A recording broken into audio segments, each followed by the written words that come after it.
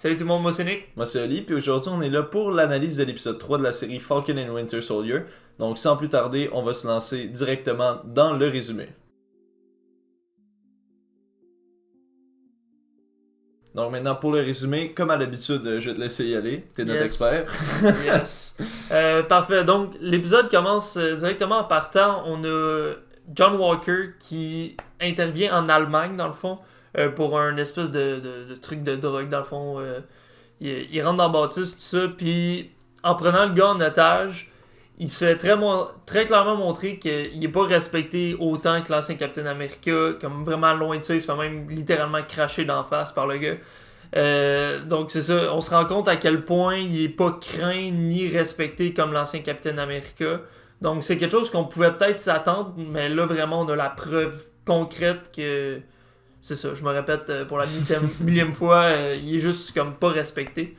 Par la suite, on a Bucky qui sort Zemo de prison après être allé le rencontrer comme on avait. C'est le follow-up de la fin du dernier épisode, dans le fond. Il va le rencontrer, tout ça, puis il s'arrange pour le faire sortir de prison.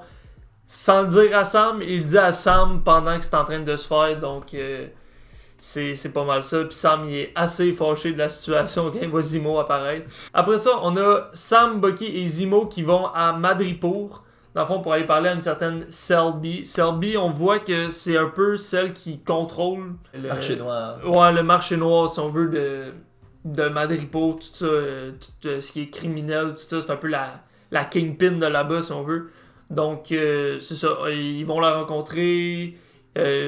Concernant le sérum de Super Soldier, ouais. Mais elle se fait kill, dans le fond. Puis après ça, directement, il y a un bounty qui est mis sur la tête des 3 hommes parce que Selby est morte. Donc, on voit à quel point elle est importante dans cette place-là. Puis avec tout le monde qui reçoit juste une alerte sur leur cell, on voit vraiment comme le transfert d'informations qui est super vite. On va revenir à ça plus tard, donc je vais pas m'étendre là-dessus. Ensuite, on a nos 3 amigos qui rencontrent Sharon Carter. Dans le fond, Sharon, elle les sauve. Des criminels qui courent après. Après ça, Sharon, elle voit Zemo, elle passe proche de le tuer, mais Sam et Bucky l'arrêtent comme juste avant. Mais ça démontre à quel point le monde sont vraiment vifs encore. C'est vraiment comme à fleur de peau contre Zemo, tout ce qu'il a fait. Puis tous les problèmes qu'il a engendrés à partir de ça dans la vie personnelle de plusieurs personnes. Ensuite, les 3 amigos, toujours, ils trouvent Dr. Nagel, je pense, Nagel, je sais pas exactement comment ils disent, mais celui qui fait les super... Les super serums, là. Les super serums, merci. Ben, les serums de Super Soldier, c'est là que je voulais aller. Hein. J'ai comme vraiment bugué, je sais genre où je m'en vais avec ça. C'est ça, donc ils trouvent... Dr. Nagel, il explique tout en fait que avant le blip il avait trouvé comment faire tout ça mais que il a disparu puis quand il est revenu ben le projet avait juste été mis à terre tout ça fait que, encore un autre exemple du blip d'autres événements que ça a chamboulé vraiment comme à plusieurs niveaux dans la société et dans la vie personnelle du monde. Et on a Zemo qui par la suite tue le fameux professeur d'une balle puis qui s'enfuit. Mais il revient juste après pour sauver Bucky, Sam et Sharon qui sont dans le fond un peu dans le trouble après qu'il y a eu l'explosion, tout ça, par le monde justement qui vont contre eux. Ils leur foncent dessus dans le fond pour le bounty qu'il y a sur leur tête. On voit aussi que Zemo est très capable de se défendre lui-même, qui est vraiment fort au combat physique un contre un. Un côté qu'on n'avait pas vu dans Civil War, mais là on le voit vraiment dans la série. Puis je trouve ça quand même intéressant de montrer que c'est pas juste un intellectuel, un gars riche, il est capable de faire... Dans l'action, là. Ouais, c'est ça, il est capable de faire des dégâts, ça je voulais dire, sur le terrain, exactement. Donc, par la suite, on a les Flag Smashers qui attaquent un building de la GRC. On voit qu'ils prennent des supplies, des provisions. Dans le fond, qu'il y a à GRC, puis ils disent vous en avez pour 6 mois, puis nous on a besoin là, on a du monde qui crève, tout ça. Donc ça montre quand même que sont sont dans le trouble, sont méchants si on veut, mais ils ont des... C'est de la survie un peu. Ouais, c'est ça exactement, c'est de la survie, puis ils ont des bonnes motivations à le faire malgré tout. Et pour finir l'épisode, on a Sam, Bucky et Zemo qui s'en vont à Pori. Et dans le fond, ils s'en vont dans une espèce de maison cachée un peu, si on veut. Puis on a Bucky qui retrouve des petites boules dans le fond, puis qui sait que ça vient du Wakanda.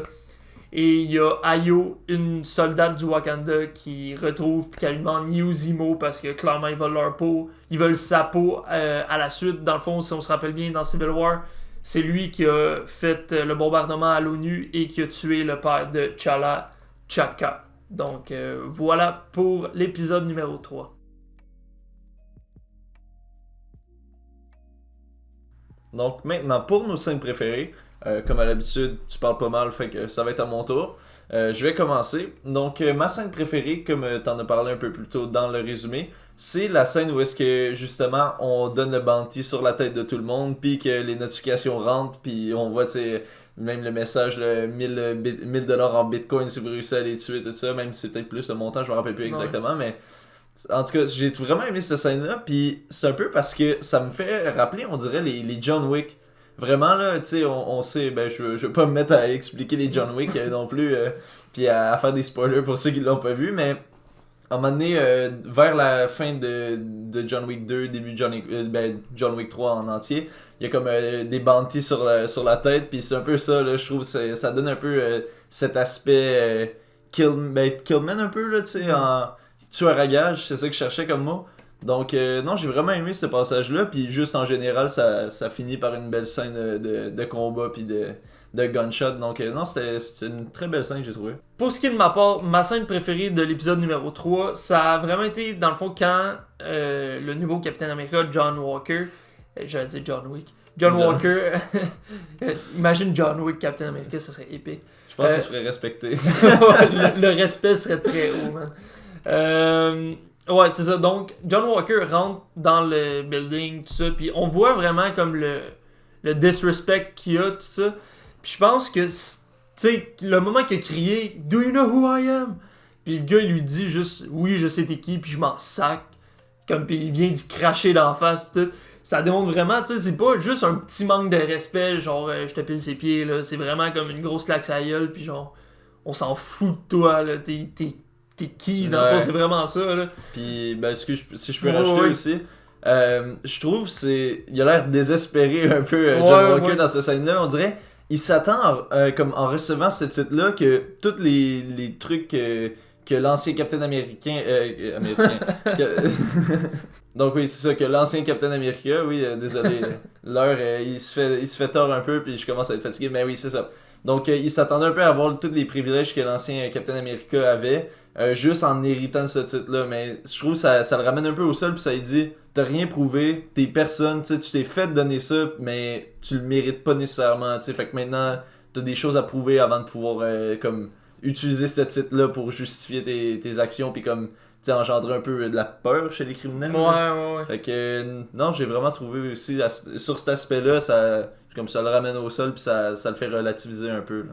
Ben c'est ça, puis j'aime ce que tu dis dans le sens que il est un peu, il a l'air désespéré, tu sais, parce que c'est comme un peu sa première tâche, si on veut, de Captain America, en tout cas de la façon qu'ils l'ont présenté, ça a l'air du moins en solo comme un peu, là, parce qu'il a déjà rejoint Falcon, ben tu sais, Sam puis Bucky dans le dernier épisode, mais comme vraiment tout seul qu'il va, tu sais, avec son équipe, c'est vraiment une de ses premières missions. Là. C'est ça, puis ça a pas l'air de marcher tant que ça, ces affaires, puis il essaie de retrouver les Flag Smashers, puis il est pas capable, puis les Serum, il est pas capable, puis t'sais, on voit que c'est ça, justement, comme tu dis, il est désespéré un peu, puis tu sais, quand il gueule, tu sais, do you know who I am, puis il a juste l'air déjà comme vraiment en détresse, là, puis ça va pas bien ses affaires, puis on dirait qu'il se rend compte de plus en plus comme... Okay, il est peut-être pas l'homme pour le rôle, tu sais. Ben, c'est peut-être pas l'homme pour le rôle, puis il se rend compte peut-être de ok, dans quoi je viens de m'embarquer, parce que c'est vraiment quelque chose qui est probablement au-dessus de lui, mais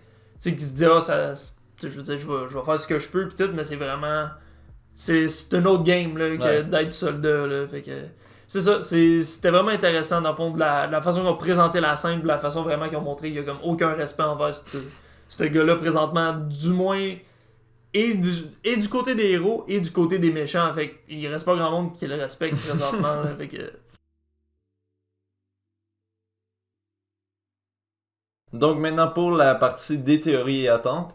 Encore une fois, comme on l'a dit dans le premier épisode, d'ailleurs je vous invite à aller les voir. Je pense que je vais avoir fait une playlist sur YouTube, donc elle va apparaître en haut ici, donc n'hésitez pas à aller voir les premiers épisodes. Donc c'est ça, comme on l'a dit un peu au début de la série, il n'y a pas beaucoup d'attentes, de théories qui vont se faire parce que c'est plus fait pour comme être un espèce de long film qu'on va comme découvrir à force de l'écouter. Donc c'est ça, ça va peut-être plus parler de nos attentes ou même des remarques. Donc je vais commencer avec la première qui est: est-ce que Zemo serait pas un super soldier lui-même?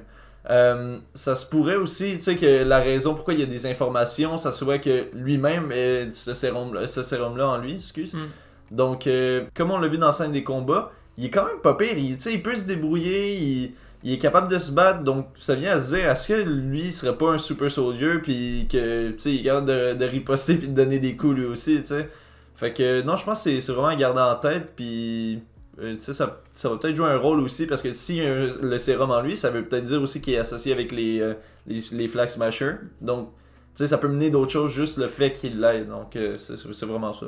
C'est ça, dans le fond, tu sais, hypothétiquement, si Zemo avait le sérum, ça serait peut-être une de ses motivations de. Tu sais, dans le fond, qu'il veut enrayer vraiment les sérums, tout ça, parce que peut-être qu'il veut justement lui-même, vu qu'il l'a, se sentir supérieur, puis vraiment dans une classe à part de peu de gens. C'est ça, mais de peu de gens qui l'ont versus c'est un parmi tant d'autres qui l'ont. Tu sais, s'il y a juste lui, Bucky, quelques autres qui l'ont, c'est pas trop pire. Mais s'il commence à avoir une grosse population qui l'a, là, il va moins se sentir comme spécial.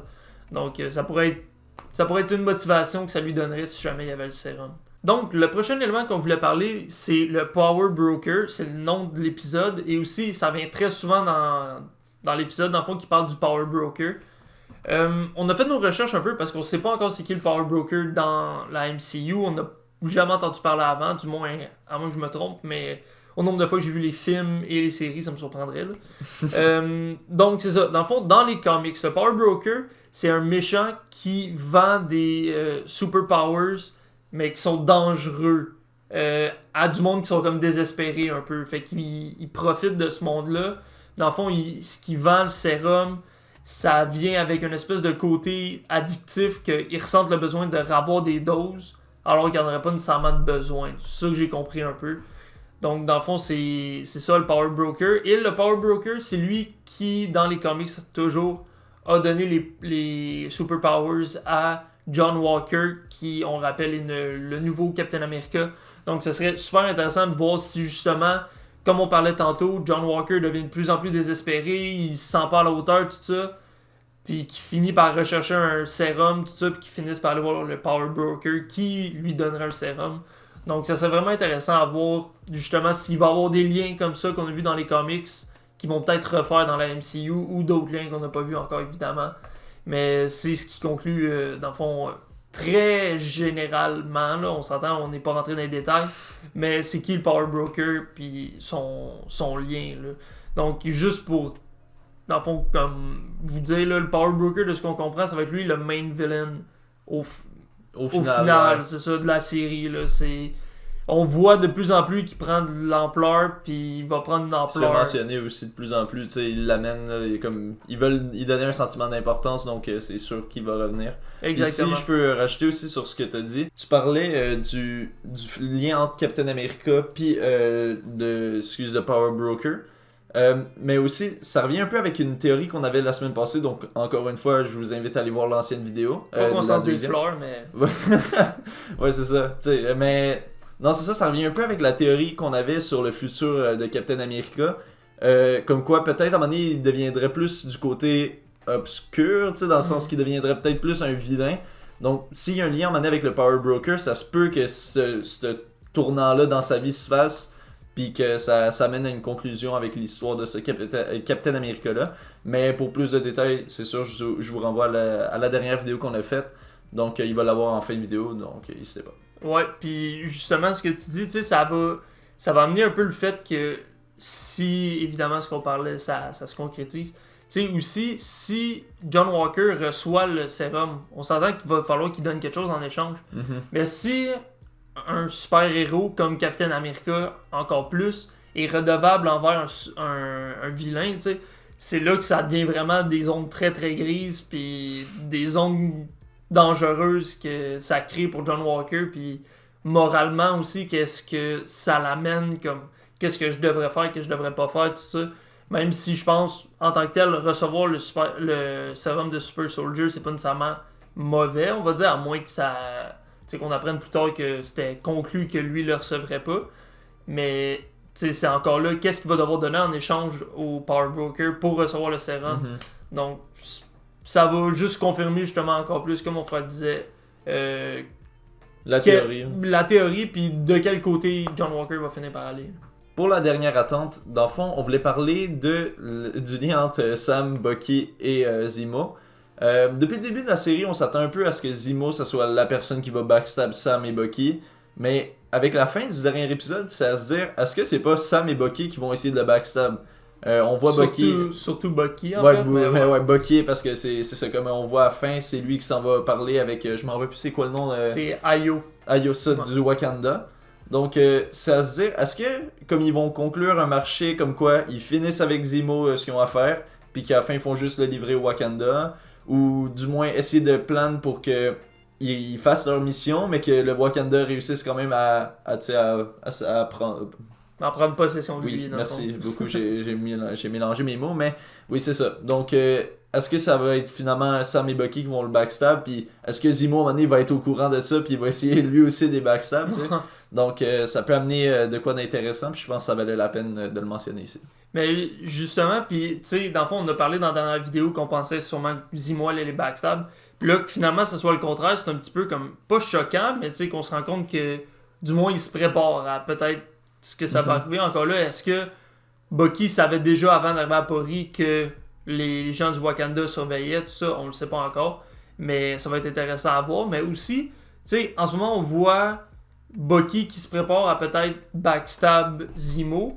Mais encore là, on a vu dans l'épisode, dans le fond, que Zemo, c'est un baron. On a, depuis longtemps, ouais. Quand je parlais de Zemo, je disais Baron Zemo, parce que dans les comics, c'est ça. Puis là, on a appris que dans MCU aussi, c'est vraiment un baron, dans le fond. Fait il est extrêmement riche, il a beaucoup de pouvoir, il a beaucoup de contrôle sur plusieurs trucs, et il a beaucoup de assets. Je trouve pas le mot, mais en tout cas, il y a plusieurs trucs qu'il peut avoir de son côté grâce à son argent. Donc, ça va être intéressant de voir justement, est-ce qu'il va être capable de jouer là-dessus pour aller chercher des munitions contre Sam et Bucky pour les pogner dans le détour si jamais il y a quelque chose. Donc, ça va... C'est ça. Dans le fond, on va voir qu'est-ce qui va se passer. Mais autant d'un côté comme de l'autre, c'est possible. Et il y a des trucs qui se bâtissent pour vraiment laisser présager une fin assez épique, on va dire. Entre eux, entre dans le fond, Sam Bucky, entre Zemo, entre les Flag Smashers, entre Power Broker. C'est plusieurs trucs qui vont venir collide tout ensemble.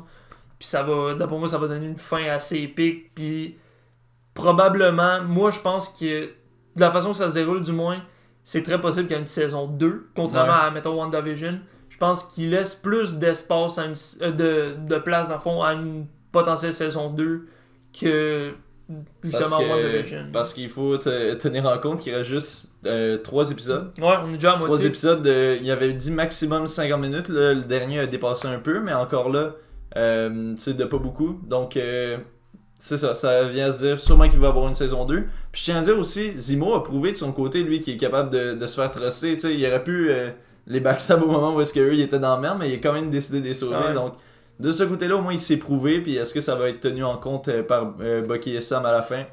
Ça reste à voir. Mais encore là, est-ce qu'il essaie de se faire truster pour mieux les backstab plus tard? Ah, on va voir plus tard. Ouais. Donc, c'était tout pour la vidéo d'aujourd'hui. Mais merci encore une fois d'avoir écouté et d'avoir resté jusque-là. Je vous invite à aller nous suivre sur Facebook et sur Twitter. On a des pages là, donc les liens sont dans la description. Tout est toujours dans la description, donc n'hésitez pas. On a aussi le Twitch à mon frère, mon Twitch. Donc encore une fois, les liens dans la description. N'hésitez pas à aller nous follow là. Puis à part de ça, c'était pas mal tout pour nous. Très hâte à la prochaine prochain épisode, le prochain épisode qui va être la semaine prochaine encore le vendredi. Donc, très excité. Puis sur ce, bonne semaine à vous. Ah oui, t'avais de quoi dire? Je veux juste rajouter, dans le fond, my bad. Dans le fond, de plus en plus dans les dernières vidéos, il y a du monde qui vont commenter dans les commentaires, ils nous disent un peu qu'est-ce qu'ils pensaient, tout ça. C'est arrivé une couple de fois dans les dernières vidéos. Donc, nous autres, on aime vraiment ça, discuter avec vous, voir différents points de vue. Des fois, il y a des trucs qu'on n'a pas pensé, tout ça. Donc, continuez à commenter, c'est vraiment intéressant. Puis plus on va avoir de points de vue différents. Bien sûr. Donc, c'est ça, continuez. Puis on aime ça vous lire. Donc, merci beaucoup d'écrire. Oui. Puis, ouais, comme j'allais dire avant que tu m'interrompes, mais finalement, c'était pour une bonne cause.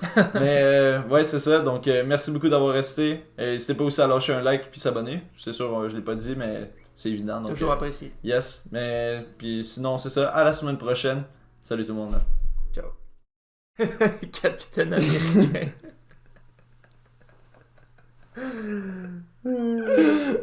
Fatigué. Oh.